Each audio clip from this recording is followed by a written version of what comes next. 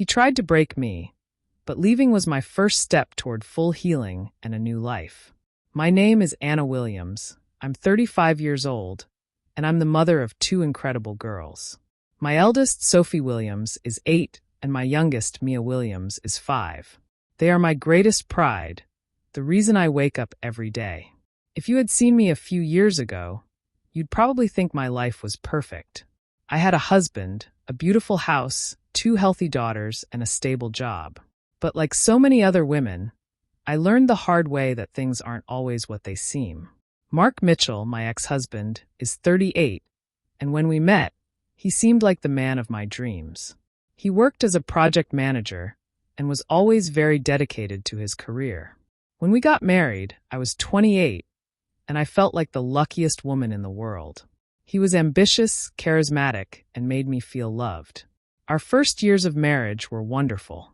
We bought a house, traveled, and the arrival of our daughters seemed to complete that fairy tale. But over time, things changed.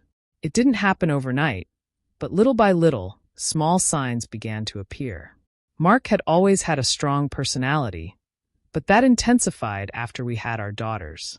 He became increasingly demanding, controlling, and the arguments that were rare at the beginning of our marriage became more frequent.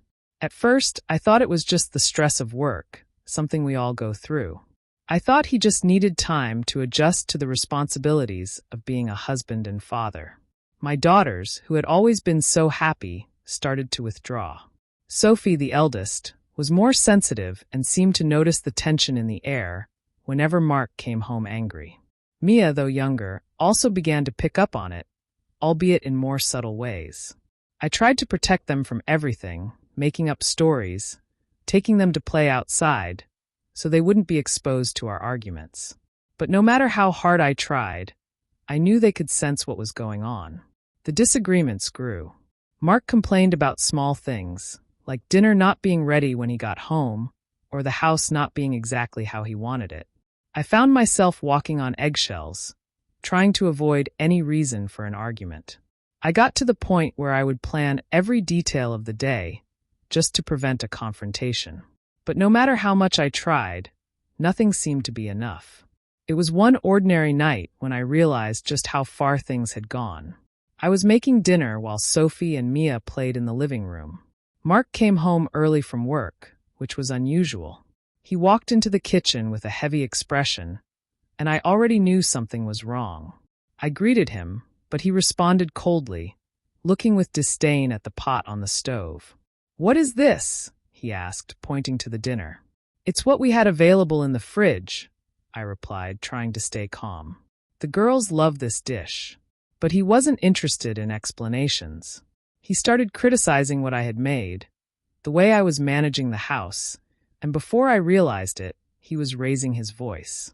I tried to remain calm, responding without confronting him, but with every word he spoke, I felt my heart sink. Then I glanced toward the living room door and saw Sophie and Mia watching us. They were standing there, saying nothing, but their eyes were wide. I could see the fear in their eyes, and that broke my heart. In that moment, I realized that I wasn't just putting myself in an unsustainable situation, but I was also allowing my daughters to grow up in an environment of fear and tension. I didn't want my daughters to see me like this. A woman at 35 years old, feeling powerless in her own home. I didn't want them to grow up believing that this kind of relationship was normal, that it was acceptable. They deserved more. They deserved a mother who protected them, who showed them what real love and respect looked like. After that night, I started thinking seriously about what I needed to do. I knew that staying in that marriage was destroying me. I looked at myself in the mirror and no longer recognized who I was. Where was that confident woman who, at 28, believed she had the world in her hands? Where was the mother who wanted to be an example of strength for her daughters? At the same time, leaving that situation seemed like a terrifying challenge. How could I, with 2 small children, start over? How would I explain to them what was happening? The idea of leaving them in a situation of uncertainty paralyzed me. I didn't want them to suffer, but at the same time, I knew that staying in that house was causing far greater damage than I could imagine. It was a slow process, but gradually I began to understand that the best way to protect my daughters was by being strong. They needed to see a mother who had the courage to leave a toxic situation, a mother who knew she deserved better and that they deserved better. I had to find the strength that, for so long, I had pushed aside. From that moment on, I began to plan my exit. I knew it wouldn't be easy, that there would be obstacles and uncertainties, but I had to do it, not just for myself but especially for Sophie and Mia. I wanted them to grow up knowing that a strong woman doesn't bow to fear, but faces her challenges head-on. It was that night, when I saw the scared look on my daughters' faces, that I decided it was time to change my life. I deserved peace, and they deserved to grow up in a healthy and loving environment. After that night, I couldn't get the image of Sophie and Mia's frightened faces out of my mind. As their mother, my main goal had always been to protect them. But the realization that I had been allowing them to live in a home filled with fear and tension weighed heavily on me. I knew I couldn't let them grow up thinking that this was what a normal household looked like. It was time to act, but I had to be smart about it.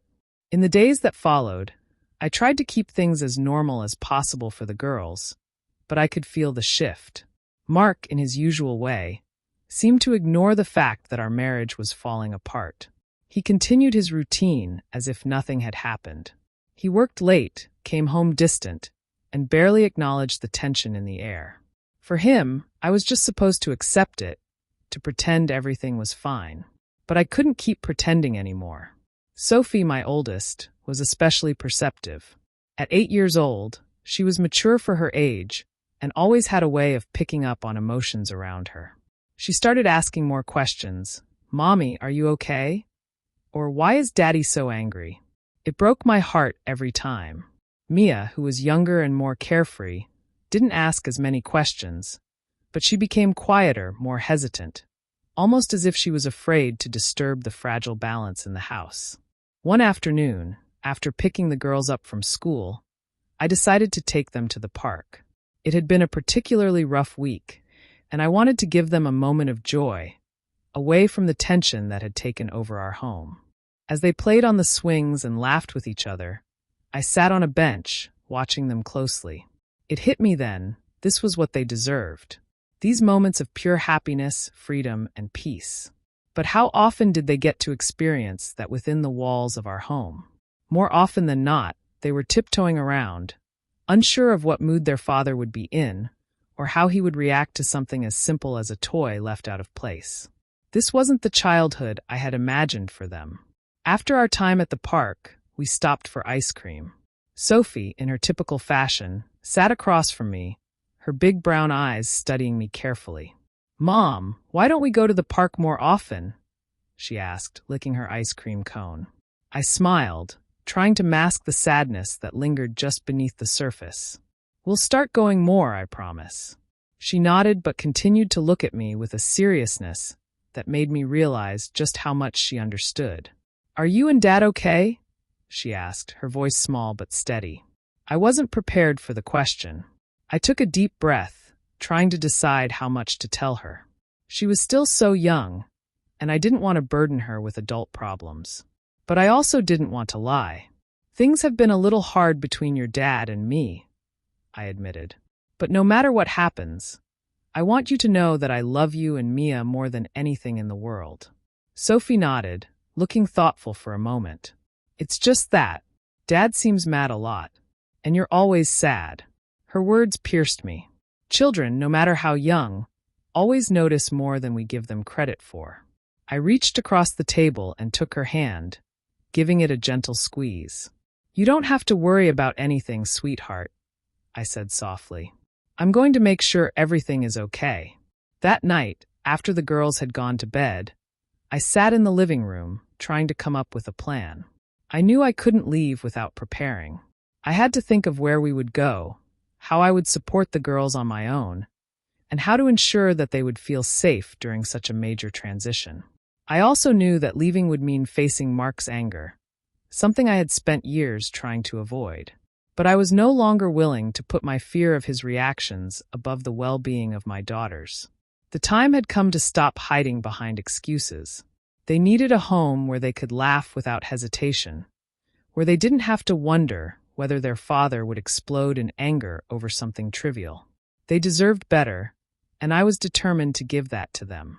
As the days turned into weeks, I started quietly making preparations.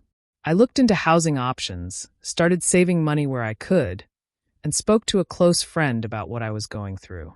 She encouraged me, reminding me that I wasn't alone and that many women had walked this difficult path before me.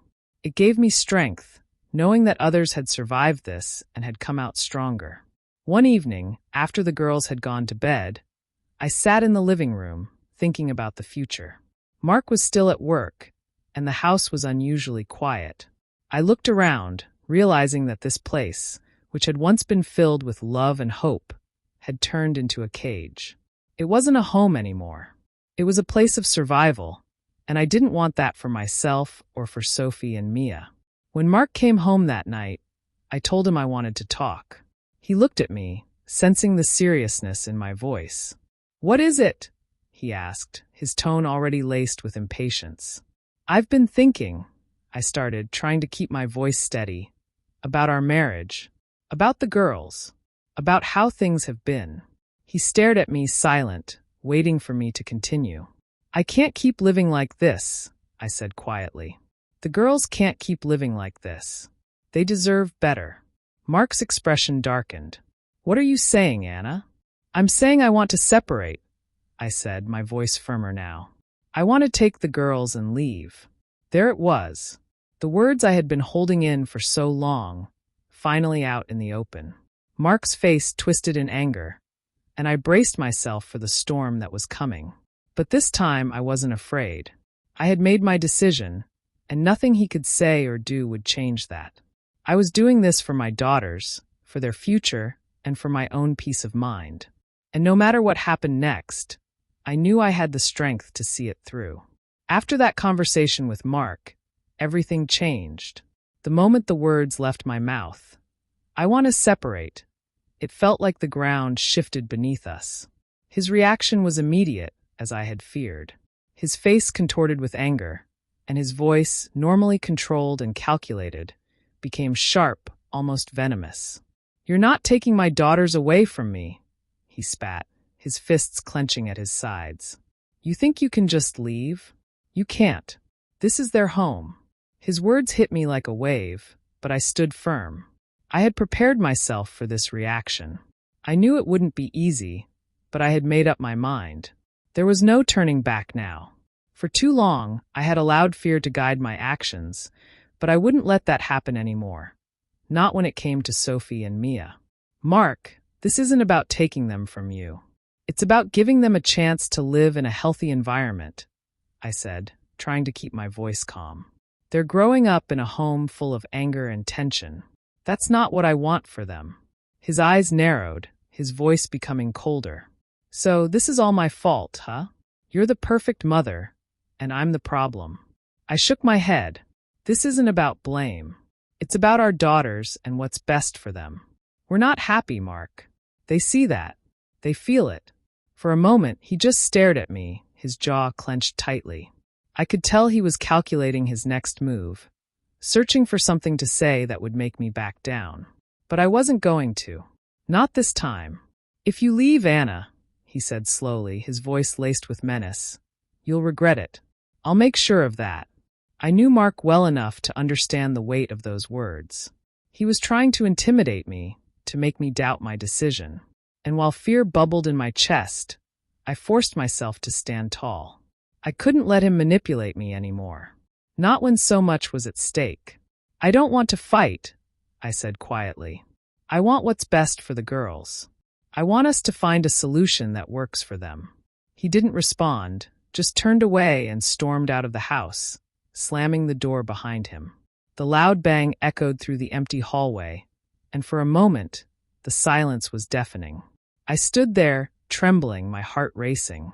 The confrontation had been just as difficult as I'd imagined, but I had done it. I had taken the first step. In the days that followed, the tension between Mark and me grew unbearable. We barely spoke to each other, and when we did, it was brief and filled with coldness. I could feel the weight of his resentment, his anger simmering beneath the surface, ready to boil over at any moment. But I stayed focused on my plan. I wasn't going to let his mood swings derail the decision I had made for the sake of my daughters. Sophie and Mia sensed the shift in the house too. Sophie especially became more withdrawn. She was no longer the chatty, curious girl who used to ask 1,000 questions about the world. Instead, she spent more time in her room, drawing or playing quietly with her toys, as if she was trying to avoid the storm brewing between her parents. Mia, though younger, had also started to act out in small ways, throwing tantrums over things that had never bothered her before, refusing to go to bed, clinging to me when I dropped her off at school. One night, after putting the girls to bed, I sat in the living room, staring at the divorce papers I had printed earlier that day. The blank lines where I was supposed to sign felt like a giant step, but I knew it was one I had to take. My phone buzzed, and it was a message from my lawyer, checking in on when I planned to move forward. I was about to respond when I heard the front door open. Mark had come home earlier than usual. I braced myself, not knowing what mood he'd be in. When he walked into the room, his expression was unreadable. There was no immediate anger, no harsh words. Instead, he sat down across from me and looked at the divorce papers lying on the table between us. "So you're really going through with this?" he asked, his voice flat. I nodded. "Yes, I am." For a moment, he didn't say anything. He just stared at the papers, and I could see the conflict in his eyes. Mark was many things, proud, controlling, and deeply attached to the life we had built. But I also knew that, in his way, he loved Sophie and Mia. He wasn't ready to let go of the image of the perfect family we had once represented. "I don't want to be your enemy, Mark," I said softly. "I want us to figure this out in a way that's best for the girls." He leaned back in his chair, rubbing his temples. "And what exactly do you want, Anna?" "I want us to separate peacefully. I don't want to fight in court. I want joint custody, and I want us to create a schedule that works for everyone. But most importantly, I want the girls to be in an environment where they don't feel scared or confused all the time." Mark looked at me, his eyes narrowing. "You're asking for too much." "No, I'm asking for what they deserve," I said firmly. "I'm asking for a chance for them to grow up without all of this tension and anger." He stood up suddenly, walking over to the window and staring out at the darkened street. For a long moment, he didn't say anything, and I waited, my hands clasped tightly in my lap. I knew this wasn't going to be easy. Mark wasn't the kind of man to let go easily. But I had to believe that, for the sake of our daughters, he would eventually see reason. "You know, Anna," he finally said, his voice low, "you're not as strong as you think you are." I felt a shiver run down my spine at his words. He turned to face me, his expression hard. "You'll struggle without me. You'll regret leaving." It wasn't the first time he had tried to undermine my confidence, to make me doubt myself. But this time, I didn't let his words get to me. I had already made up my mind. There was no turning back. "I'll be fine, Mark," I said calmly. "The girls and I will be fine." With that, I gathered the divorce papers and left the room. There was no more to say. The battle lines had been drawn, and I knew the road ahead would be difficult. But I also knew that this was the only way forward, for my daughters and for myself. In the weeks following that final conversation with Mark, everything felt like a slow, painful unraveling. The home we had built together, once filled with the sounds of laughter and life, had turned into a silent battlefield.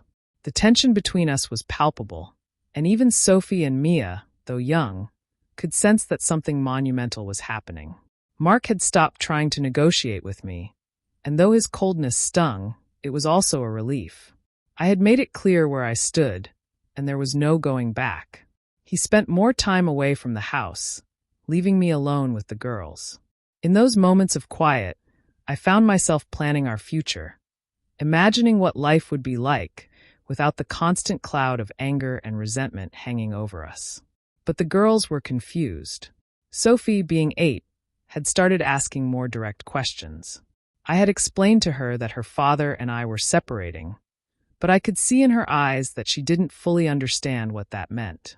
To her, separation sounded temporary, like one of us was just going away for a little while.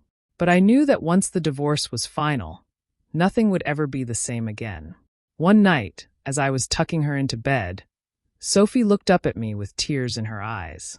"Mom," she whispered, "are we going to have to leave our house?" Her question made my heart ache. I had been so focused on getting out of this toxic environment that I hadn't stopped to think about how it would feel for the girls to leave the only home they had ever known. I sat on the edge of her bed and brushed her hair away from her face. "We might have to move to a new house," I said gently, trying to be honest without scaring her. "But wherever we go, it'll be a place where you and Mia can feel safe and happy." Sophie nodded, but I could see the worry in her eyes. "Will Dad come with us?" I hesitated, not wanting to hurt her with the truth, but knowing that I couldn't lie. "No, sweetheart. Your dad will stay here, but you'll see him often. We'll make sure you spend time with both of us." Her lip quivered, and she threw her arms around me. "I don't want you to go," she said, her voice small. I held her close, my heart breaking for her. "I know, baby. I know this is hard, but I promise things will get better." As I left Sophie's room that night, I realized how much I had underestimated the emotional toll this separation would take on the girls. I had been so focused on escaping the toxic relationship with Mark that I hadn't fully considered how deeply intertwined his presence was in their lives. This was their father, after all, and despite everything, they loved him. Mia, being only 5, didn't express her confusion in words as much as Sophie did. Instead, she clung to me more than ever. She didn't want to be away from my side, even when I was doing something as simple as cooking dinner or folding laundry. It was as if she could sense the impending change, even if she didn't understand it fully. One afternoon, I found her sitting quietly by the window, staring out at the backyard where she and Sophie used to play. I knelt beside her and asked, "What's on your mind, sweetheart?" She looked up at me, her big blue eyes filled with confusion. "Are you and Daddy mad at each other?" Her question was so innocent, yet so heartbreaking. I reached for her hand and gave it a gentle squeeze. "Mommy and Daddy have been having a hard time, Mia, but we both love you and Sophie very much." She furrowed her little brow, trying to make sense of it all. "Will Daddy be mad forever?" I didn't know how to answer that. In some ways, Mark's anger felt like it had been a permanent fixture in our lives for so long that I wasn't sure what he'd be like without it. "No, sweetheart. We're all going to figure things out, and it'll get better." But even as I said the words, I wasn't entirely sure what better would look like. The truth was, the end of my marriage felt like the end of a chapter one had never imagined closing. The house was filled with memories, some good, some bad, but it had been our home for so many years. Moving out felt like ripping a piece of myself away, and I knew it would be even harder for the girls. As I prepared to move forward with the divorce, I started looking for a new place to live. I wanted something close enough to their school, somewhere that could offer stability in the midst of all this change. I toured small apartments and townhouses, envisioning how I could turn each one into a home for Sophie, Mia, and me. But no matter how hard I tried, each place felt like a temporary stop. Nothing could replace the home we had built together. Meanwhile, Mark's cold indifference had shifted into open hostility. He didn't yell, but his every action seemed designed to make me feel small, to make me doubt myself.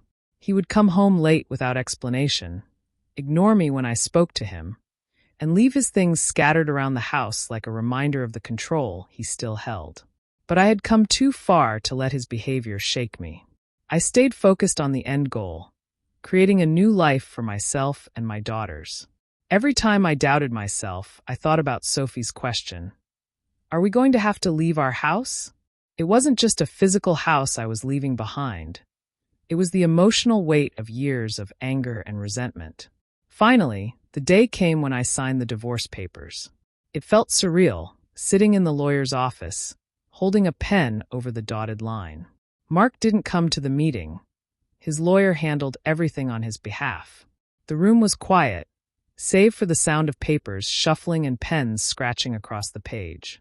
When I signed the last page, I felt a strange mix of relief and sadness.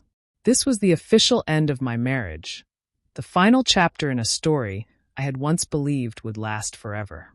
But as I handed the papers back to the lawyer, I knew that this wasn't just an ending, it was a beginning. A new chapter for me, for Sophie, for Mia. That night, when I got home, I sat the girls down and told them the news. "The divorce is final," I said softly. "We're going to be moving soon." Sophie, who had been bracing herself for this news, simply nodded. Mia, on the other hand, looked up at me with wide eyes. "Will we still see Daddy?" she asked.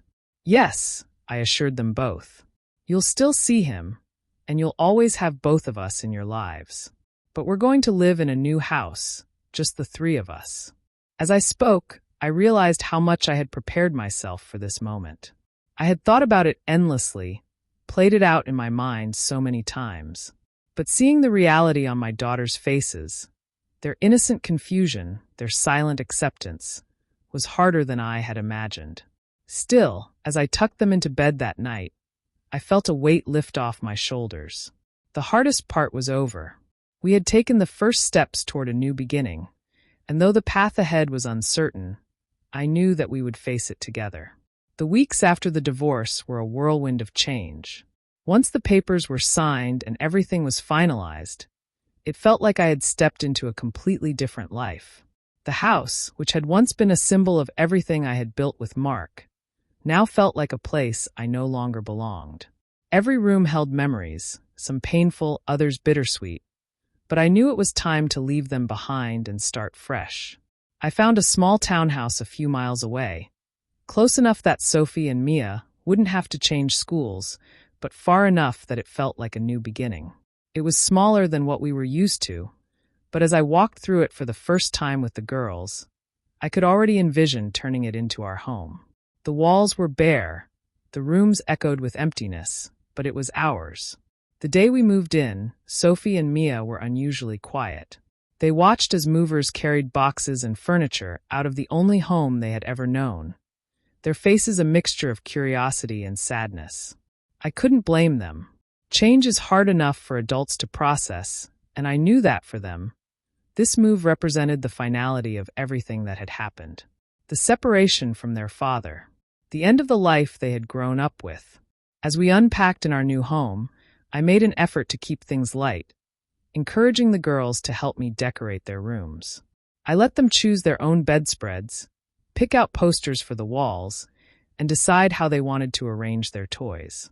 I wanted them to feel a sense of control, to know that even though so much had changed, they had a say in how we would move forward. Sophie, always the more serious of the two, took longer to adjust. At 8 years old, she was old enough to understand what the divorce meant, but young enough to still hold on to a glimmer of hope that maybe, just maybe, her parents would get back together. One night, as I was tucking her into bed, she looked up at me with wide, worried eyes. "Mom," she whispered, "are we ever going to live with Dad again?" Her question caught me off guard, though I should have expected it. I sat down on the edge of her bed and took a deep breath, trying to find the right words. "No, sweetheart," I said softly. "You're Dad, and I won't be living together anymore. But you'll still see him, and you'll always have both of us in your life. We're just living in different houses now." Sophie's face fell, and she turned away from me, staring at the wall. "I miss him." I felt a lump form in my throat. "I know, baby. And it's okay to miss him. It's okay to feel sad. But this is a new chapter for us. We're going to make this house a happy place, where you and Mia can feel safe and loved." She didn't respond, and I could tell she was trying to process everything. I kissed her forehead and quietly left the room, giving her the space she needed. Mia, being only 5, was quicker to adjust. She seemed to take the move in stride, asking more practical questions like where we would put her toys, or if she could invite her friends over to play. Her innocence, in many ways, was a blessing. She didn't fully understand the gravity of the situation, and I was grateful that she could still find joy in the small things. As the days passed, we began to settle into our new routine. The townhouse started to feel like home, little by little. I hung up family photos on the walls, filled the kitchen with the smell of freshly baked cookies, and made sure that the girls felt as comfortable as possible in this new environment. But despite my efforts, there were still difficult moments. Sophie, in particular, struggled with the weekends when she and Mia would visit Mark. Every Friday, when they left to spend time with him, I could see the apprehension on her face. She loved her father, but the tension between us had affected her more than I realized. One Friday evening, as I was packing their bags for the weekend, Sophie hesitated before heading to the door. "Mom, do I have to go?" she asked, her voice small. I knelt down beside her and gently brushed a strand of hair behind her ear. "You love spending time with your dad, don't you?" She shrugged. "Yeah, but I don't like it when he gets mad." Her words hit me like a punch to the gut. I had worked so hard to shield my daughters from the worst of Mark's temper, but I couldn't protect them forever. I pulled Sophie into a hug, holding her tightly. "If you ever feel uncomfortable, or if you don't want to stay, you can always call me, okay?" I whispered. "You're not stuck there. You have a voice." Sophie nodded, but I could tell she wasn't fully reassured. Still, she took Mia's hand and headed out the door, leaving me standing there with a heavy heart. That weekend, I spent a lot of time thinking about what Sophie had said. I couldn't control Mark's behavior, but I could make sure that my daughters knew they always had a safe space with me. I wanted them to feel empowered, to know that they had the right to speak up if something didn't feel right. When they returned on Sunday, Sophie seemed quieter than usual, but Mia was her usual bubbly self, chattering on about what they had done with their dad. I made a mental note to talk to Sophie later, to make sure she was okay. The weeks turned into months, and slowly, we began to rebuild. I returned to work, balancing my job with taking care of the girls. It wasn't easy, but there was a sense of freedom in knowing that we were no longer living under the shadow of Mark's anger.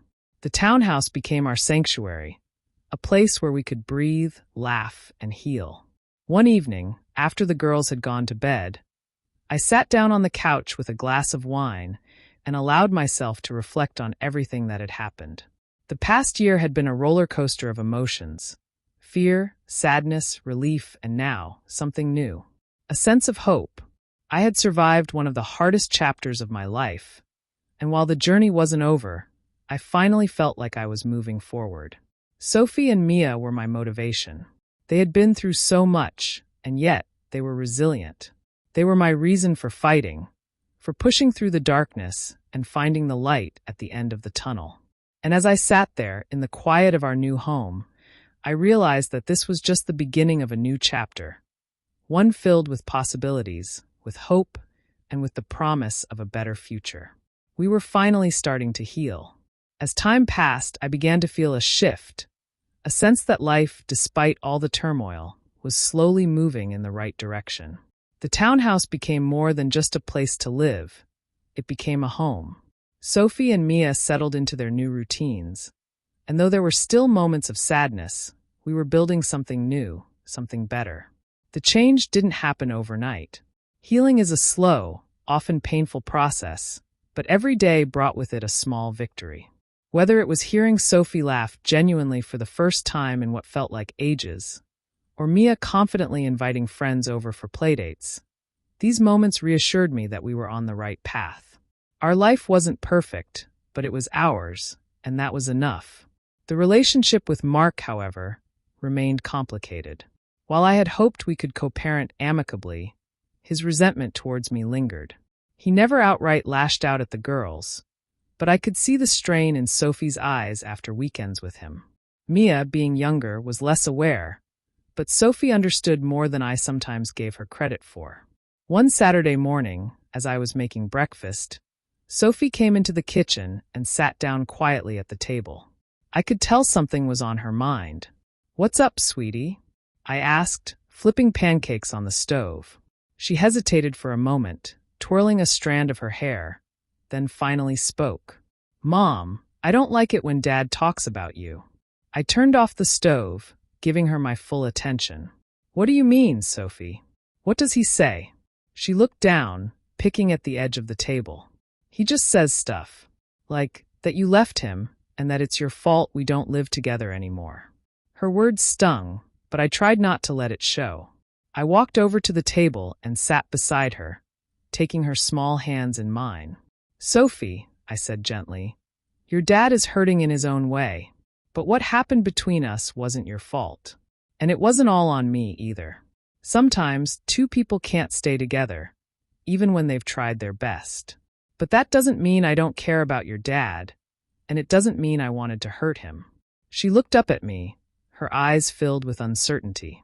It's just hard, Mom. I don't know who to believe. I pulled her into a hug, holding her tightly. You don't have to pick sides, Sophie. Your dad and I both love you, and that's what matters.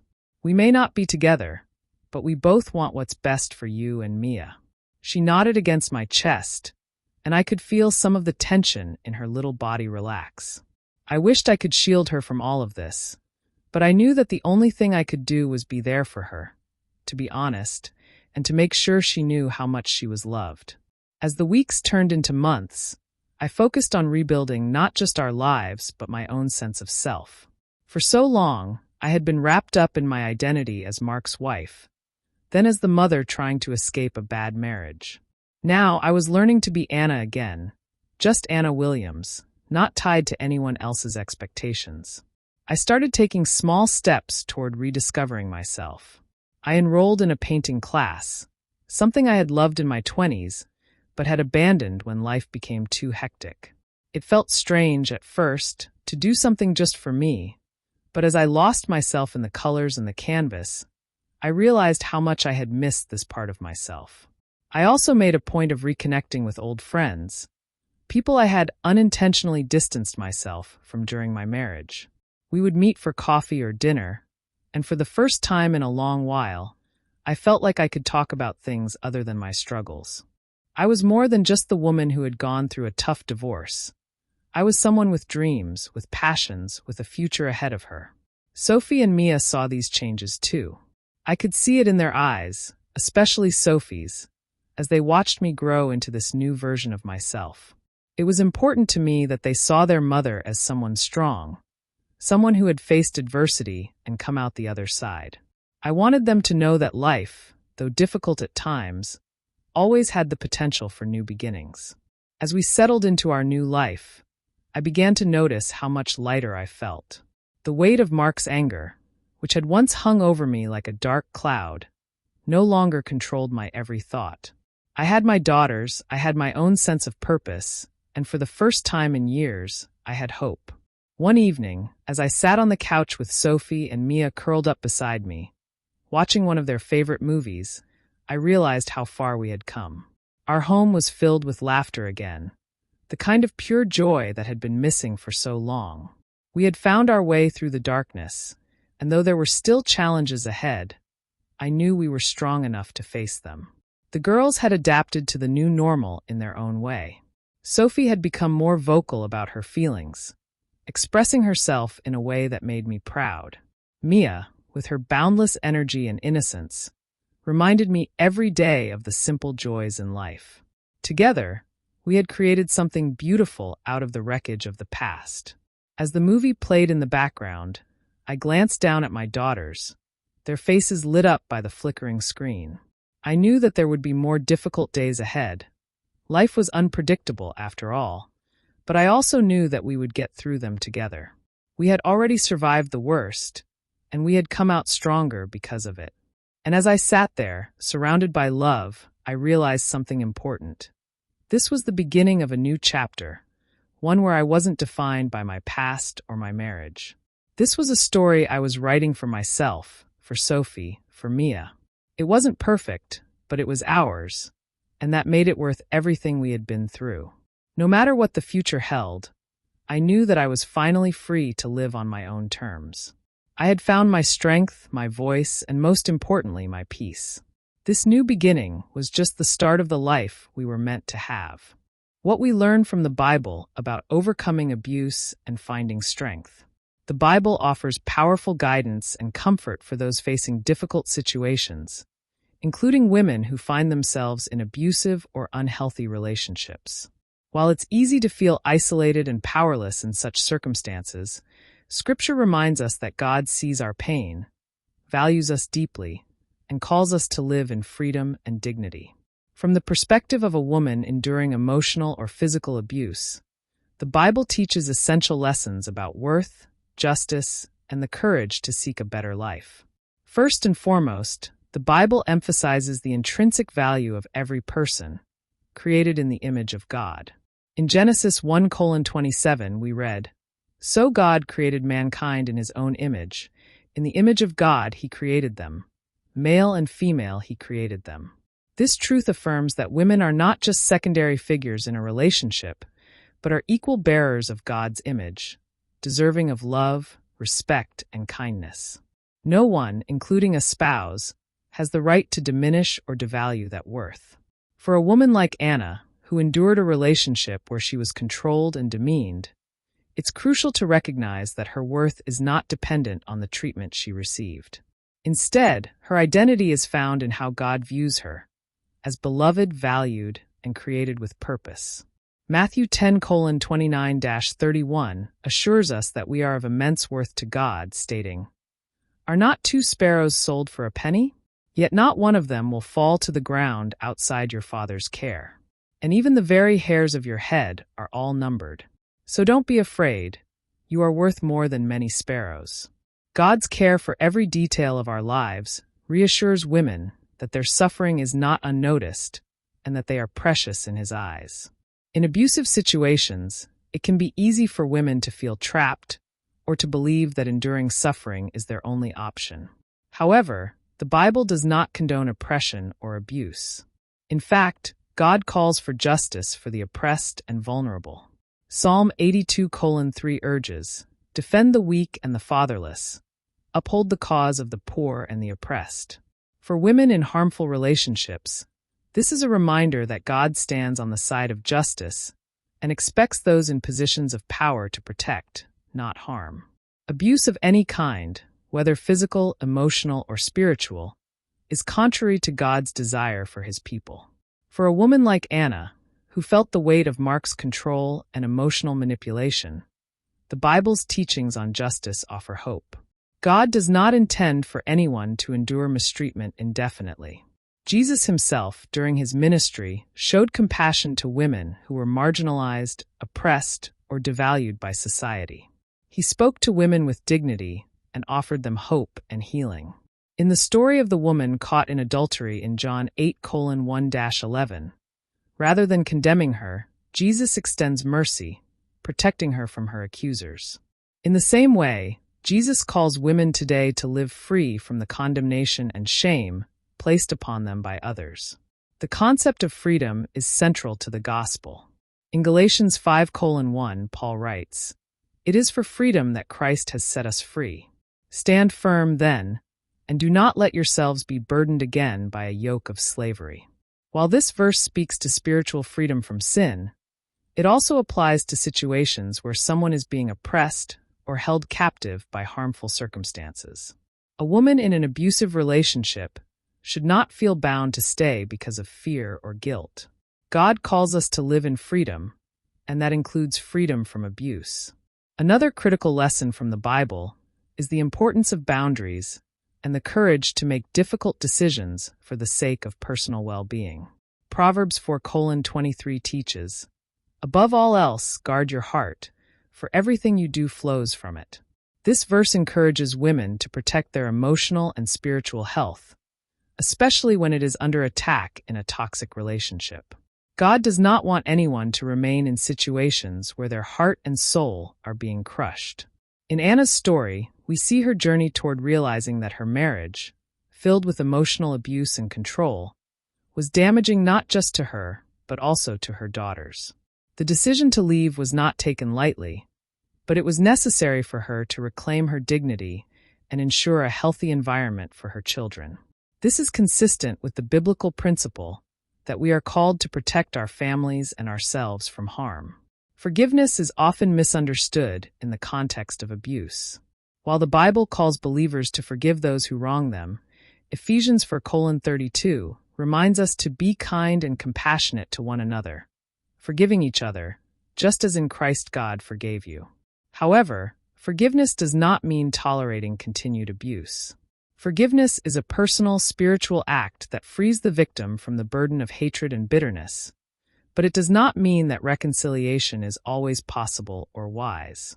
In cases of abuse, God's justice still calls for accountability, and it is right for a woman to remove herself from a harmful situation, even if she chooses to forgive her abuser in her heart. Finally, the Bible provides hope for new beginnings. In Isaiah 43:18-19, God speaks of making a way through the desert, promising, "Forget the former things, do not dwell on the past.